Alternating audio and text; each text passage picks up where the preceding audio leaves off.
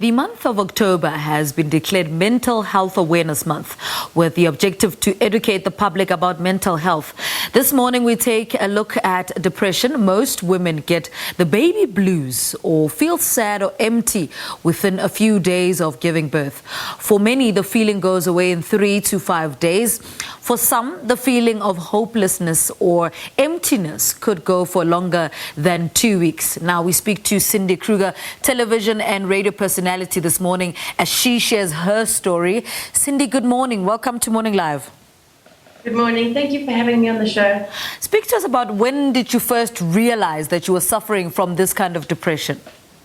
It was about 3 days into, pretty much the day I was released from hospital, about 3 days into post-birth. I started to feel my hormonal imbalance and how you feel that there's a sense of anxiety and fear that starts to come over you. You can't control your emotions. So you feel as though you're overreacting about things, not realizing that actually the hormonal imbalance is starting to take place. What are the signs? What are you looking out for? For somebody who may not know, you're a new mom, here's this little person next to you. What are you supposed to be looking out for? I think the best thing to say is anything that feels abnormal in your emotional space. Yeah. You're really nervous, you're really anxiety, you're really feeling overwhelmed by this little ball of wisdom and baby that's coming into your life. And then all of a sudden your hormonal imbalance starts to come through, showing signs of either anxiety where you can't sleep, or either you get into panic attacks, or otherwise you can definitely feel your emotional state is very down. I don't want to say depression necessarily immediately, but you're feeling highly emotional, that you feel like crying for everything. How long did yours last for, and how long did it click to say, no, man, this is not the way I'm supposed to be feeling? For me, I think I was in tune with myself to realize within the first week that I was not feeling well. I could feel it, that I wasn't coping. I felt a sense of not coping, and 4 days to 5 days home, I realized I hadn't slept for 3 nights. And I didn't know, but everybody was saying, you haven't slept. And I think that was the take home of going, something's wrong.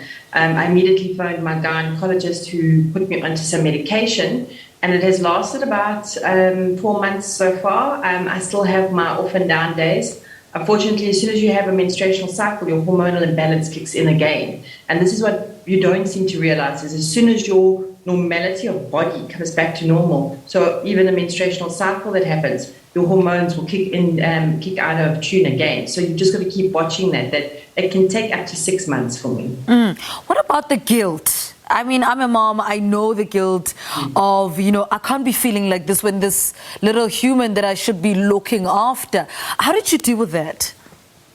I think I'm still dealing with it. I think it's a process. I'd say to all moms to just try and be kind to yourself, to realize you're not alone. This is human. We're human going through this. We're being told we have to deal with it, and you've got so many work criteria, society criteria of what your baby must be, how you've got to be the perfect mom.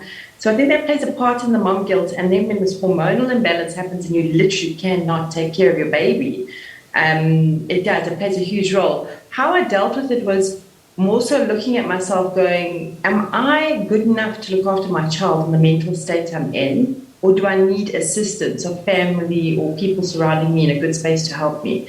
And I think the only way I could deal with the mom guilt, which is still there at times, is to know that for me it's, did I do the best I could do at that certain time? And that was, yes, I did. And I think that's what gets me through the mom guilt every time, is weighing up the possibilities. Did I do my best in the situation, or through guilt did I not? And I think I acted past the guilt to say, I've got to take care of my child, so therefore take care of my mental state first. And how important was that support system? You got the medical help, you got the medication, but how important is it to have that assistance to say, you know what, I'm not coping, my emotions are all over the place, please come and help?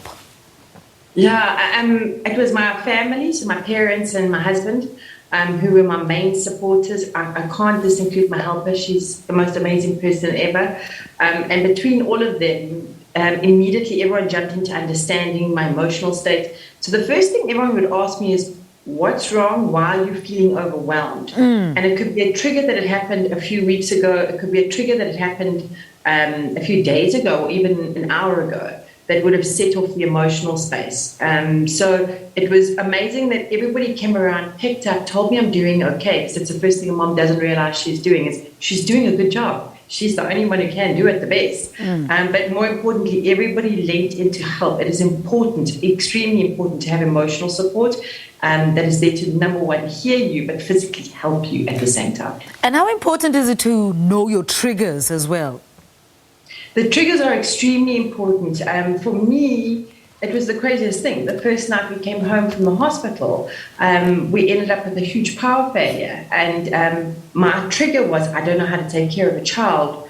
And there's a power failure. I've never had to deal with this in my life before. So that was the first trigger. So knowing my environment and what triggers me in my environment was something immediately. And listening to people's words, there's so much information out there, and everybody is excited to give you so much information, but sometimes it can be overwhelming because it's conflicting stories. And I found that to become another trigger for myself. The other one was unfortunately COVID, and then my baby and I contracting the COVID. So that was a huge trigger, getting sick. All right, Cindy, thank you so much for sharing your story. Strength to you and the baby. Cindy Kruger, television and radio personality, on her experience with depression after childbirth.